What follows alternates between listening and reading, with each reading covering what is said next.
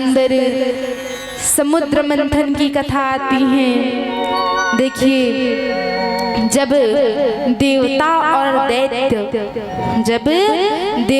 और दैत्य मिलकर के समुद्र मंथन करने लगे। अच्छा, समुद्र मंथन क्यों करने लगे? तो पता है, देवता और दैत्य आपस में विचार करते हैं। क्या विचार करते हैं?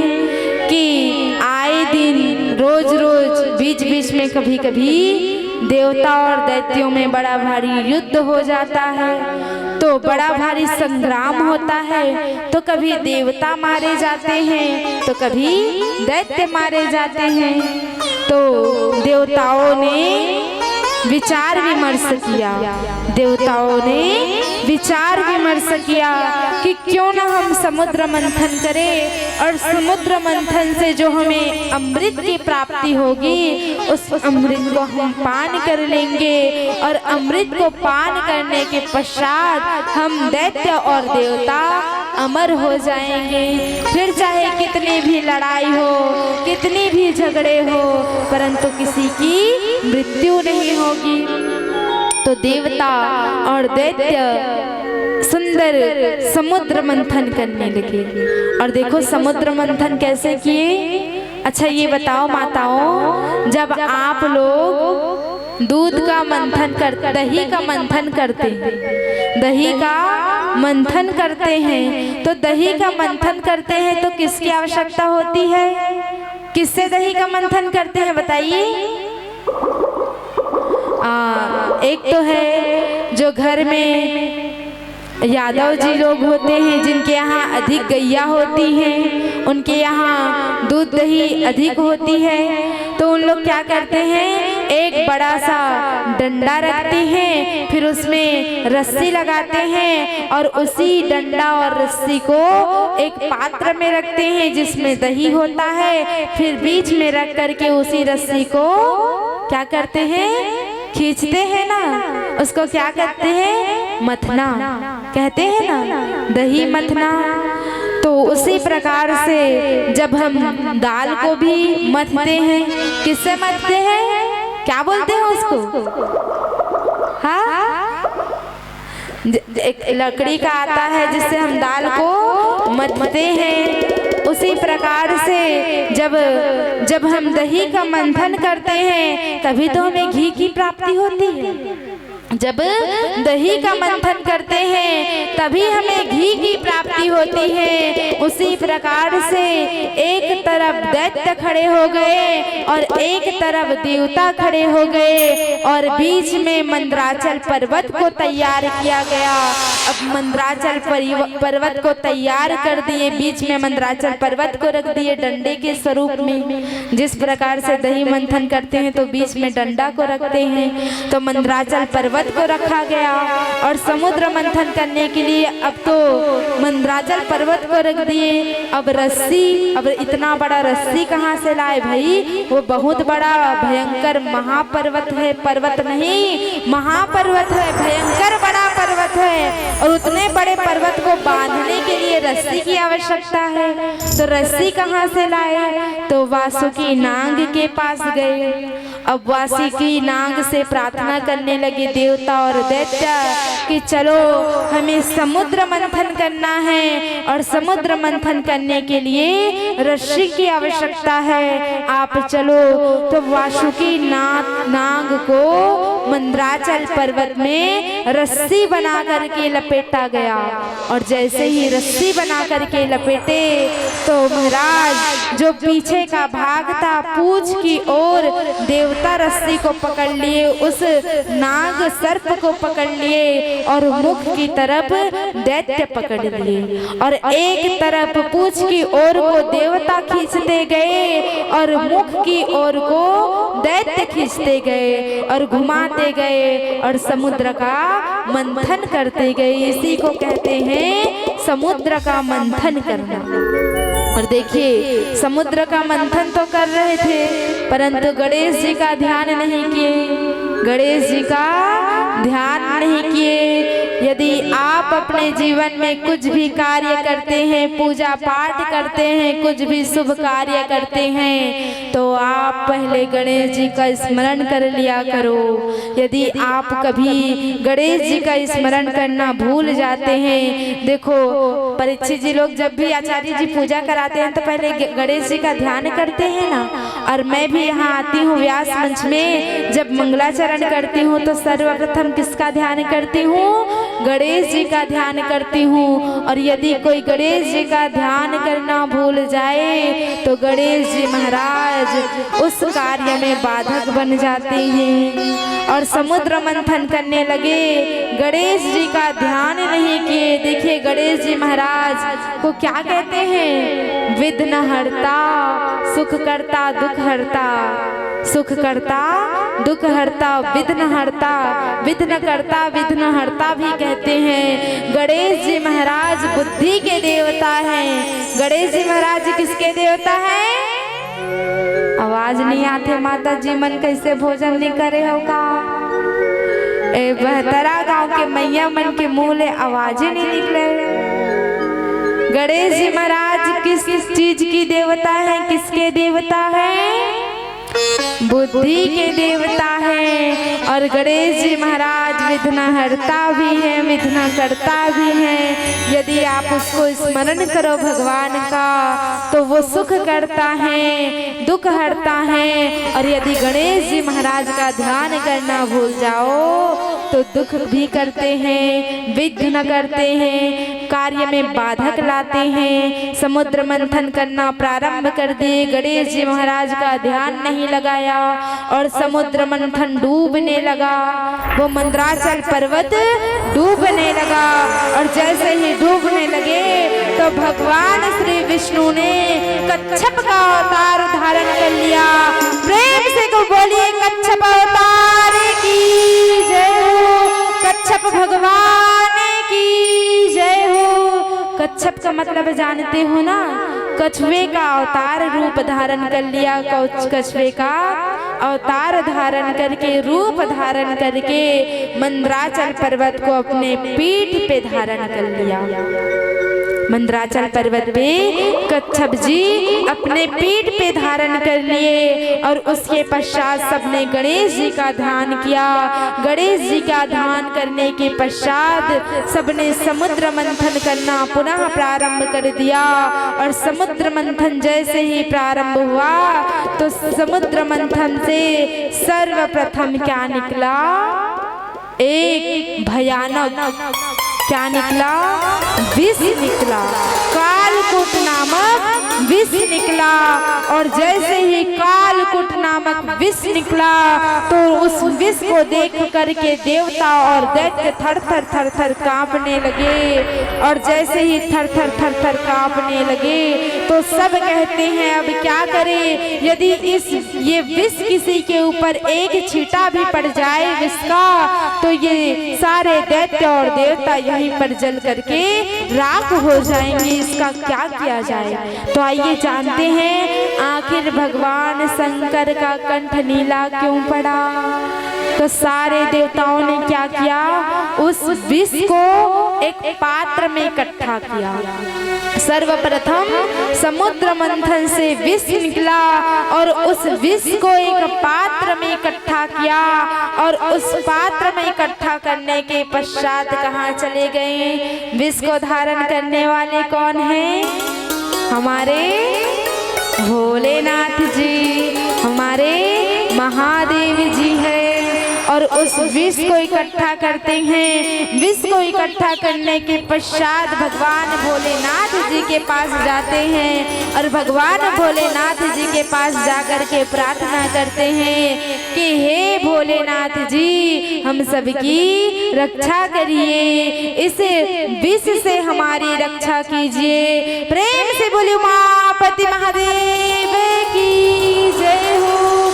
जय जय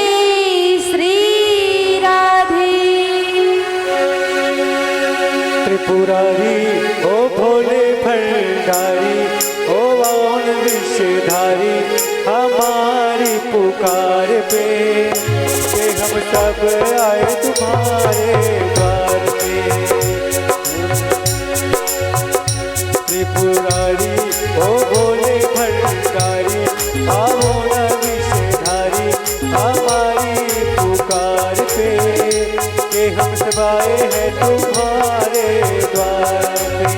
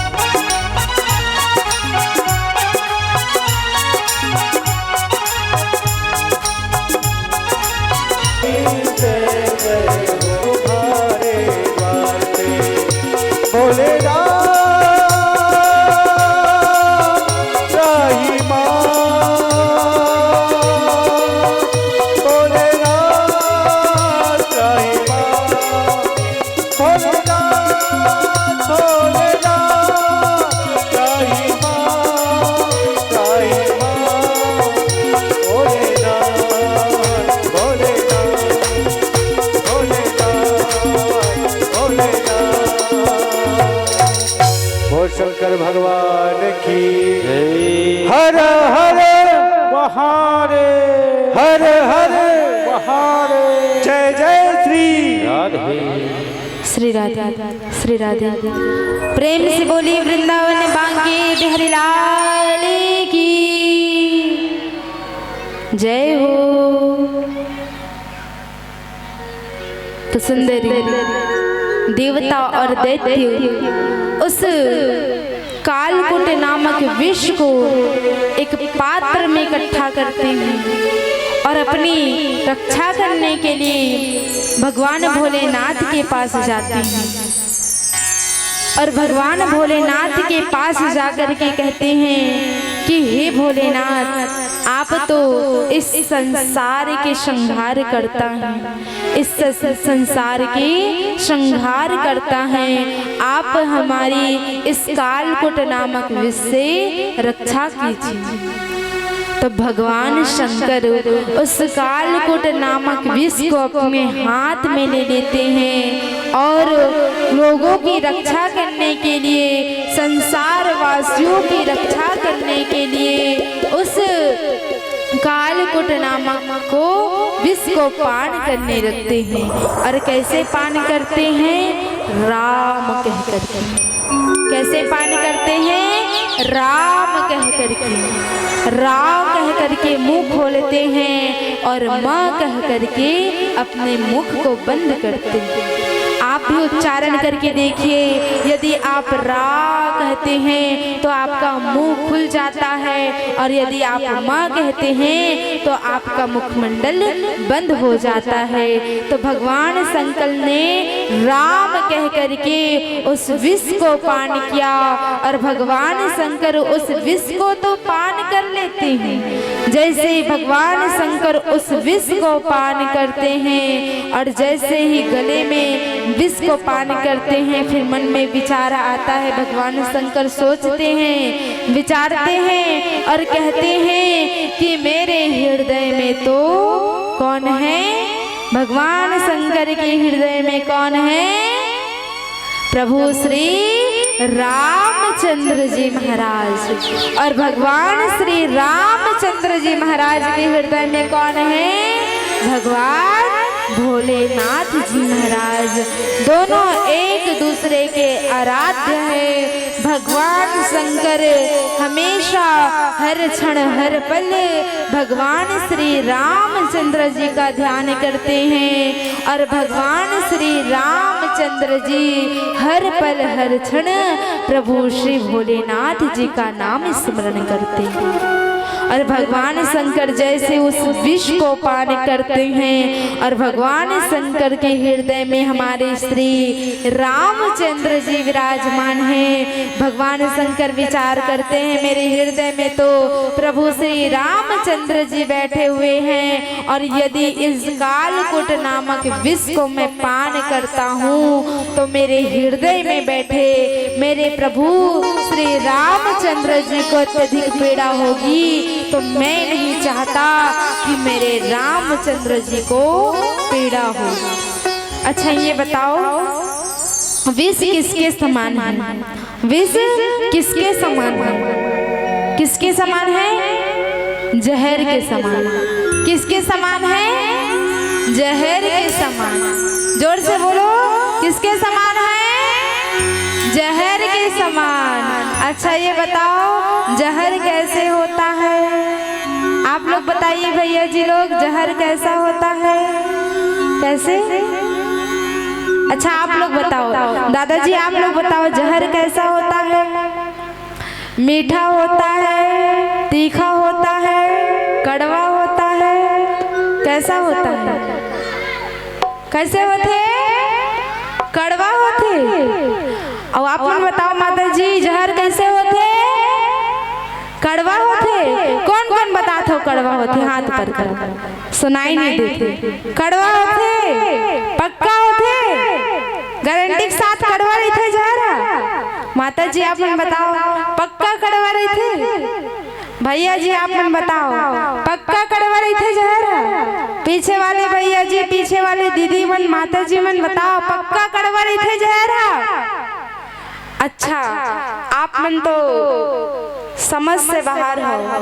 कैसे? एकदम कहे जाए तो विवश में पड़ गए हो कि जहर कड़वा होते कि मीठा होते कि तीखा होते। लेकिन ये हमारे जो छोटे छोटे भाई मन है, हमने एकदम विश्वास के साथ हाथ ऊपर करके कहा थे कि जहर कड़वा होते। तब मैं अब तुम्ही मन से पूछूं, अब तू मन बतावा, जहर कड़वा रहते, तू मन जानता हो जहर कड़वा रहते? कभू चख के देखे? नहीं देखे हो ना? नहीं देखे हो तो कैसे कहा था जहर कड़वा रहते? कैसे? मैं बताऊं, मैं सच में बता रही हूँ, मुझे आज तक नहीं पता कि जहर कड़वा होता है कि जहर मीठा होता है कि जहर तीखा होता है। खबर कि भैया हम कभू जहर ला स्पर्श नहीं करे हैं, ना तो जहर ला चख के देखे हैं। और जिन्हें व्यक्ति जानत होई जहर कड़वा रहते, तीखा रहते, मीठा रहते, जेन ओकर स्वाद ला चखे हुई। कैसे नहीं का तुमन जहर के स्वाद ला जान रहे, तुमन चखे हो का? कैसे? तो देखिए, हमें तो नहीं पता भैया कि जहर कड़वा, मीठा या तीखा होता है। तो भगवान शंकर ने सोचा, विचार किया कि मेरे हृदय में प्रभु श्री रामचंद्र जी विराजमान रहते हैं, और यदि मैं इस विष को पान करता हूँ तो मेरे हृदय में बैठे रामचंद्र जी को बड़ी तकलीफ होगी, बड़ी दिक्कत होगी। इसलिए भगवान शंकर ने उस विष को तो पान कर लिया और अपने कंठ में अवरुद्ध कर लिए, कंठ से नीचे आने नहीं दिए, और कंठ में पड़े पड़े, कंठ में एक जगह स्थिर रह करके भगवान शंकर का कंठ नीला पड़ गया। और इसी कारण भगवान शंकर का एक नाम पड़ा, नीलकंठ महादेव। प्रेम से बोले नीलकंठ महादेव की जय हो। जय जय श्री राधे श्याम। और नाना प्रकार के उस समुद्र मंथन से वस्तुएं निकले, जो है उसी समुद्र मंथन से भगवान शंकर जी का चंद्रमा निकला, और उसी समुद्र मंथन से इंद्र का घोड़ा निकला, और उसी समुद्र मंथन से अप्सराएं निकली, 13 प्रकार के, 14 प्रकार के, इसी प्रकार से नाना प्रकार के वहां से रत्न निकले। और उसके पश्चात क्या हुआ कि धन्वंतरी। अच्छा ये बताओ, अभी धनतेरस पूजा करे हैं हम दिवाली में, दिवाली के एक दिन पहले या बाद? 2 दिन पहली। कबर की पहली धनतेरस होते, और बाद नरक चतुर्थी, और बाद दीपावली। अमावस्या की तिथि में दीपावली का त्योहार मनाया जाता है। तो देखो धनतेरस के ही दिन धन्वंतरी। अच्छा ये बताओ, बहुत लोग धन्वंतरी भगवान और धन्वंतरी देवी में आश्चर्य रहते हैं। कई लोग कहते हैं कि धन्वंतरी जी भगवान हैं, कई लोग कहते हैं कि धन्वंतरी जी देवी हैं। तो आप ही बताइए कि धन्वंतरी देवता है कि देवी? नाम सुनने में कैसे लगता है?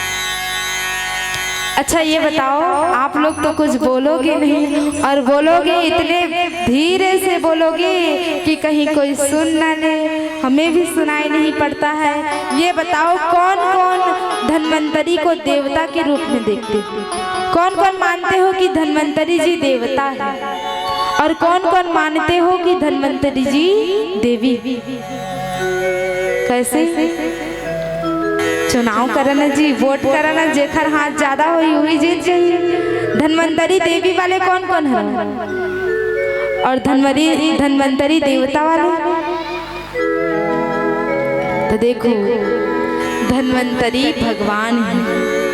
नाम सुनने में लगता है कि धन्वंतरी देवी है, लेकिन धन्वंतरी भगवान है, क्योंकि भगवान विष्णु ही धन्वंतरी का रूप धारण करके आए हैं, अमृत का कलश लेकर के आए हैं। और जैसे ही धन्वंतरी भगवान अमृत का कलश लेकर के आए, तो वहाँ देवता और दैत्य में युद्ध होने लगा कि पहले हम उस अमृत को पान करेंगे, पहले हम उस अमृत को पान करेंगे।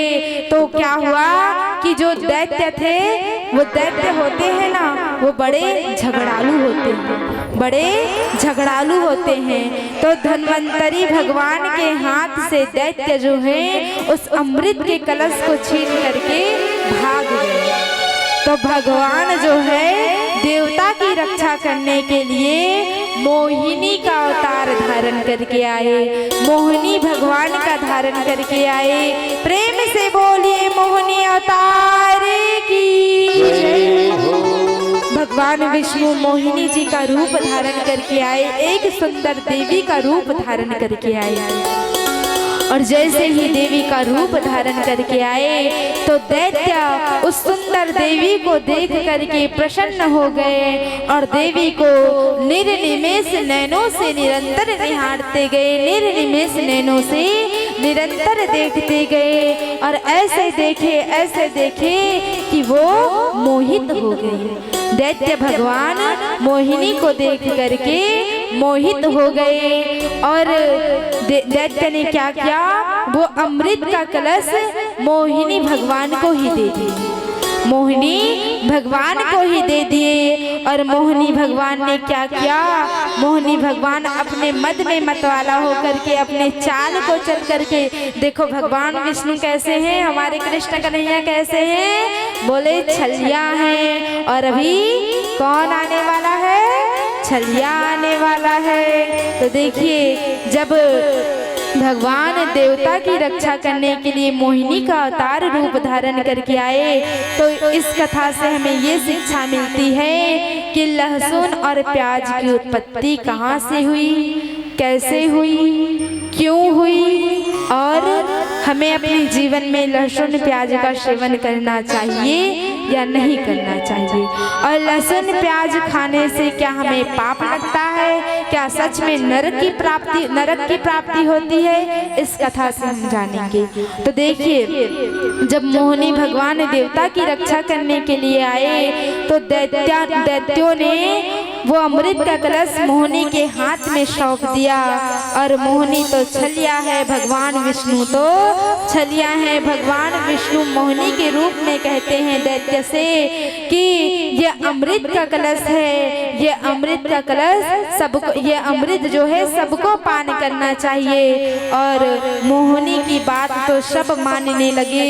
तो मोहिनी भगवान ने क्या किया, मोहिनी भगवान एक लाइन पे, एक कतार पे दैत्य को बैठा दिए और दूसरे कतार पे देवता को बैठा दिए। जिस प्रकार से पटेल परिवार के द्वारा इतना सुंदर दिव्य भागवत जी का आयोजन रखा गया है और इतना सुंदर व्यवस्था बनाया गया है कि एक कतार में हमारी माताएं बहनें बैठी हुई हैं और एक कतार पे हमारे पिताजी, हमारे भाई बैठे हुए हैं। उसी प्रकार से एक कतार पे मोहिनी भगवान ने दैत्य को बैठा दिया और एक कतार पे भगवान ने देवता को बैठा दिए और दैत्य तो फिर झगड़ालू ही होते हैं और थोड़ी थोड़ी बात में मोहित भी हो जाते हैं। तो भगवान मोहिनी कहते हैं कि क्यों ना ये अमृत का कलश जो है तो ऊपर ऊपर पतला है और नीचे नीचे गाढ़ा है। जैसे उदाहरण के तौर पे आप एक पात्र में मही रख लो और उस मही को यदि 1-2 घंटे तक रख लोगे ना, मट्ठा को 1-2 घंटे तक रख लोगे तो ऊपर ऊपर पतला हो जाता है और नीचे नीचे गाढ़ा हो जाता है। होता है ना मही, होता है ना। तो इसी प्रकार से भगवान कहने लगे कि ऊपर ऊपर पतला है अमृत और नीचे नीचे गाढ़ा है। दैत्य को कहते हैं ये पतला पतला में कम ताकत आती है, पतले पतले अमृत में कम ताकत आती है और गाढ़े गाढ़े अमृत में ज्यादा ताकत आती है। इसलिए ऐसा करता वो मोहिनी का अवतार रूप धारण किए हैं।